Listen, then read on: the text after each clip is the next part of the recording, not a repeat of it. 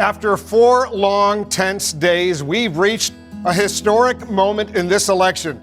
We can now project the winner of the presidential race. CNN projects Joseph R. Biden Jr. is elected the 46th president of the United States, winning the White House and denying President Trump a second term. We're able to make this projection because CNN projects Biden wins Pennsylvania, the former vice president, in his third run for the highest office, pulling off a rare defeat of a sitting commander-in-chief. With this victory, Kamala Harris is set to become the first woman and the first person of color to be the vice president. Again, CNN projects Joe Biden will become the 46th president of the United States. And Jake, he is now President-elect Joe Biden. Today, Lester Holt, Savannah Guthrie in New York, the moment the entire country has been waiting for after a very close race. NBC News now projects that Joe Biden has won the Keystone State, Pennsylvania, and its 20 electoral votes. And that means we can now project that former Vice President Joe Biden has been elected President of the United States. He is President-elect Joseph Robinette Biden at 77 years old. Chuck, we'll turn to you. This map is a real interesting one, not necessarily the path that anyone thought would have unfolded, but here we are. Here we are. Look, we got just enough vote in order to call Pennsylvania, even if it may slip into a recount. We think there's just mathematically nearly impossible for the order of finish to change in Pennsylvania. And when you look at it in many ways, Joe Biden won with a And this is a CBS News special report. I'm Nora O'Donnell at CBS News, and we are coming on the air with breaking news at this hour. CBS News projects that Joe Biden has been elected the 46th president of the United States. The kid from Scranton becomes the next leader of the free world. The 77-year-old former vice president, now the president-elect of the United States. CBS News projects that Joe Biden has won this year.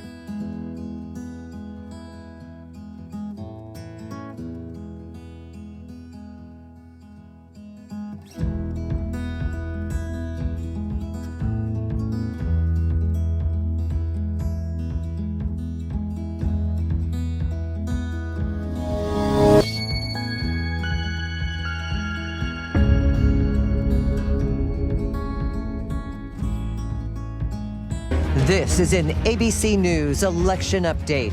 Now reporting Chief Anchor George Stephanopoulos.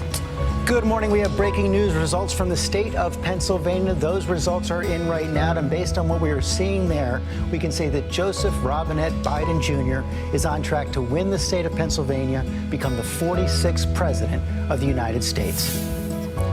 Joe Biden will have at least 273 electoral votes. We're still waiting for results from the state of Arizona, Nevada, and Georgia as well, likely to increase his lead.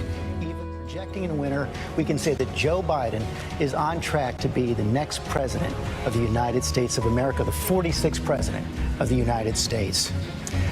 Joseph Robinette Biden Jr. They felt like he ran the last 4 years based on some of the ugliest parts of our country, on racism, frankly, and lies and mistruths. While for others, he spoke to what many believe is a forgotten America. And they people started to think, all right, well, this is a choice. It's not just about Donald Trump. But I think it obviously was too late. I've been talking about this since the summer, that the only way for him to win this. There was one anecdote that Joe Biden shared through the years that landed in particular with running. Thought that this moment demanded that he run with what he saw in Charlottesville and there. As staff and as the incoming president, that you've won, there's a sense of exhilaration and relief, but then the weight of what had just happened hits you. And I also think every time a new president is elected.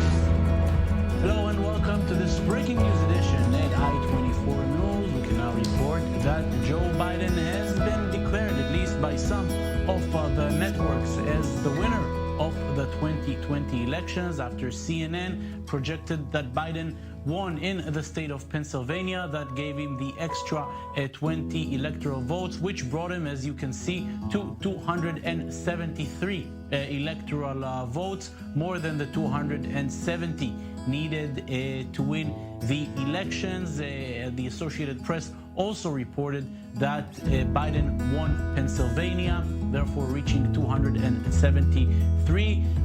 Fox News has also done the same, and we also remember that some of the networks gave Biden the win in Arizona with its 11 electoral votes, which in that case bring Biden to 284. In any case, more than 270, and just all this happening in the last 40 minutes, and also just recently, the president-elect, we should say Joe Biden, tweeting, "I'll be the president of all the Americans, also of those not voting for me." His opponent, Donald Trump, saying the elections are far from being over. On this issue, we're now joined by our senior international affairs correspondent, Owen Alterman. Owen, thank you for being with us. So we're looking at these two tweets. Biden saying, "I will be the president of all the Americans." Trump saying, on the other hand, "You're not even the president yet because the elections are far from over." What can we expect to happen now?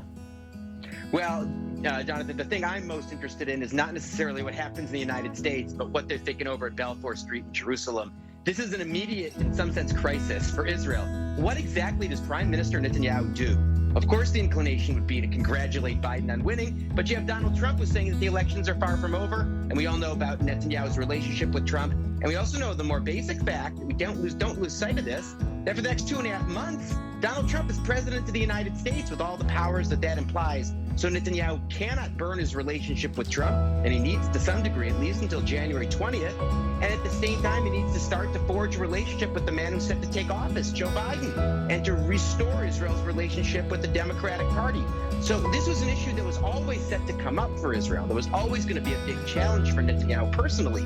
I don't know if anyone really understood just how soon and just how immediate it would be that this is something that Netanyahu is going to have to figure out how to do and what to do. There certainly are many formulations, many tweets, and many statements that Netanyahu could put out that are somewhere in the middle that try to please both sides, but I fear that they would end up pleasing neither.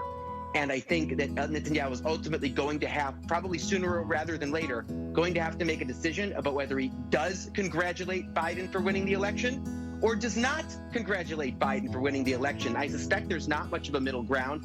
It will be interesting to see what the prime minister does. In the meantime, here in Israel, opposition leader Yair Lapid has already come out very, very quickly after the projection and congratulated Joe Biden. We also saw congratulations from Nitzan Horowitz, the head of the left-wing Meretz party, in part of his statement, also taking a shot at Donald Trump, calling this the end of 4 years of a bad wind, of lies, and so forth. And not necessarily surprising, it's obviously coming from the perspective of the Meretz party and its supporters. But what exactly will Netanyahu do? I think it's going to be a very interesting thing for all of us to watch. The Fox News decision desk can now project that former Vice President Joe Biden will win Pennsylvania and Nevada, putting him over the 270 electoral votes he needs to become the 46th president of the United States. Donald Trump, the 45th president of the United States, who stated in this process, "I will never give up fighting for you and our nation," will be denied a second term. That has not happened since 1992 and President George H.W. Bush. Keep in mind, the Trump campaign is in the midst of waging legal challenges in several states, but the path is clear for the new president-elect. The states will all need to officially certify the vote. In the middle of a pandemic, almost 150 million Americans voted, and Joe Biden and Kamala Harris will receive the most votes of any presidential ticket ever. Senator Kamala Harris will be the first woman and the first woman of color to become vice president of the United States. President Trump garnered 5.5 million more votes than he did in 2020 than he did in 2016 and closed the gap in the final days after barnstorming the nation. Whether he chooses to concede or decides to wait until these legal